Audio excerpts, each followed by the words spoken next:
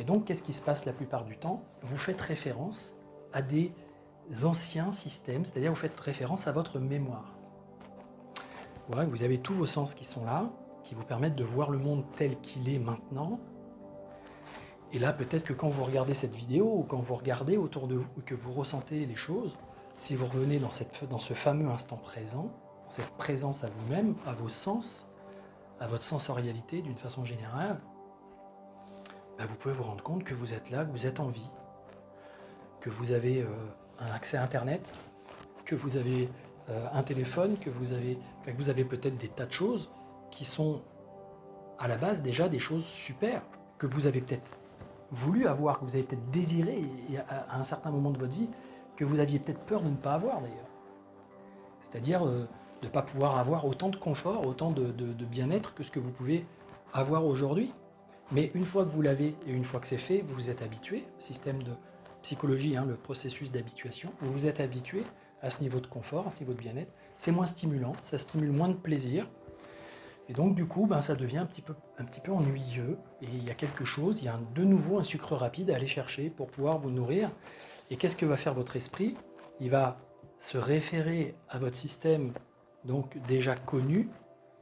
Donc un système il va faire référence à tout ce que vous savez et vous connaissez déjà. Et il va répliquer ça d'une façon peut-être des fois légèrement différente, mais souvent par un processus d'habitude mentale, parce qu'il a construit des circuits, il a construit des schémas et des modes de fonctionnement de façon à ce que votre logiciel fonctionne comme ça ou comme ça, votre logiciel d'être humain et de fonctionner dans votre contexte familial, dans votre contexte social, amical, professionnel, etc.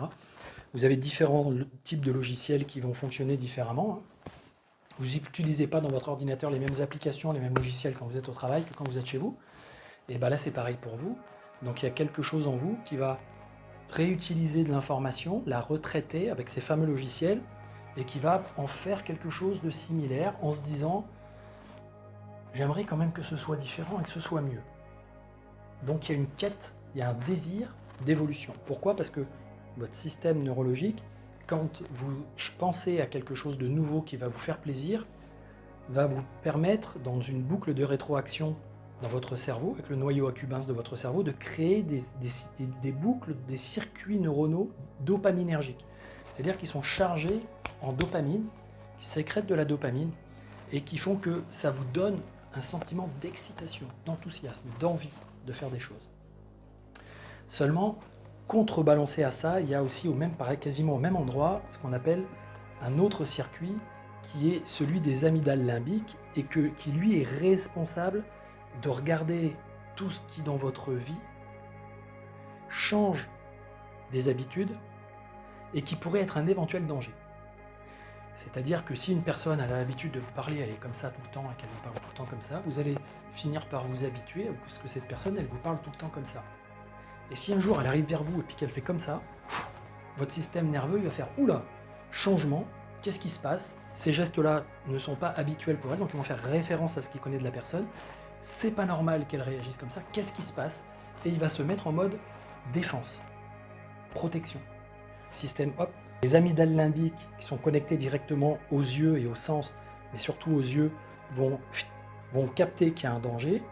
Vous savez aussi, comme quand vous, par exemple, si c'est un espèce de câble par terre un peu arrondi et qui vous passez à côté, et puis d'un coup vous regardez vite fait, c'est un truc que vous connaissez déjà habituellement parce que c'est peut-être un câble ou un petit bout de corde qui est par terre, et en fait, sur le moment, à un moment donné, vous vous en souvenez plus, votre cerveau va voir le truc, et hop, il va s'alerter, il va dire « Ah mince, un serpent !» Potentiellement un serpent, là, qui va avoir peur, vous allez faire un truc de recul, puis après, quand vous allez regarder plus près, des fois c'est des petits tas de fils qu'on prend pour des araignées ou des choses comme ça, c'est-à-dire que votre système reptilien, votre système instinctif va vous faire réagir en vous disant « C'est quoi ce truc ?»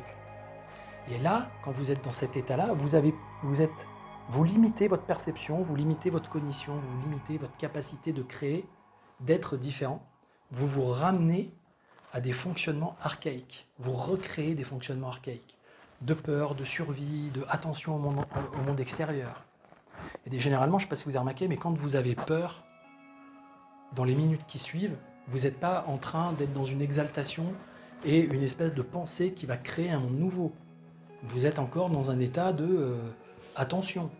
sur le qui-vive, comme on appelle ça. C'est-à-dire vous êtes sur un genre de qui-vive qui va durer encore un temps, parce que vous avez tout un tas de sécrétions neurologiques qui sont installées dans votre corps, qui ont pris, je dirais, qui se sont diffusées dans votre humeur, et donc vous allez être un peu réactif. Si vous êtes réactif tout le temps, au bout d'un certain temps, c'est plus une humeur, ça devient un tempérament. C'est-à-dire que vous êtes quelqu'un de peureux, on va dire que vous êtes peureux, on va dire que vous êtes craintif, on va dire que vous êtes un inquiet. Si vous êtes souvent colérique et avez souvent des comportements de colère, on va vous dire aussi, vous êtes, c'est quelqu'un de colérique, c'est quelqu'un de mauvaise humeur, c'est quelqu'un, voilà, on va vous étiqueter, on va vous identifier à ce comportement récurrent. Et vous faites pareil. Vous vous identifiez à vos comportements récurrents. Donc pour l'instant, vous vous identifiez à ce que vous avez été, à ce que vous avez fait. Et une partie de votre esprit cherche à se prémunir, pense l'avenir, anticipe l'avenir, s'inquiète d'éventuels dangers possibles dans l'avenir, en référence à des dangers ou à des informations, à des choses qui ont été captées dans le passé. Et votre cerveau passe son temps à faire ça. Passé, avenir, il fait des allers-retours. Mais ce n'est pas le véritable avenir, ce sont des suppositions. C'est ce qui crée vos peurs. Une peur est une sensation qui vous alerte d'un éventuel danger, d'une éventuelle douleur à venir. C'est même pas sûr qu'elle arrive. Mais c'est pas grave. Votre mental, lui, il construit. Il prend des images dans des films, il prend des scènes que vous avez vécues, il prend tout un tas de trucs, il construit un scénario éventuellement catastrophe pour vous préparer au pire. Mais le truc, c'est que quand il fait ça, il vous freine, il vous bloque. Il vous met dans ce processus d'inhibition ou dans ce processus de fuite ou dans ce processus d'attaque qui n'est pas des fois utile par rapport à ce que vous avez à faire. C'est-à-dire qu'en faisant ça, vous laissez en vous votre système instinctif archaïque aux commandes de votre vie. Vous êtes manipulé par ça. Et vous ne vous en rendez pas compte parce que vous avez l'impression, vous, que c'est normal de fonctionner sur ce mode-là. Donc, comme je disais dans la vidéo précédente, il y a la possibilité, vous avez la capacité d'aller accéder à un autre espace, à un autre, on va dire à un autre niveau supérieur de fonctionnement à l'intérieur de vous.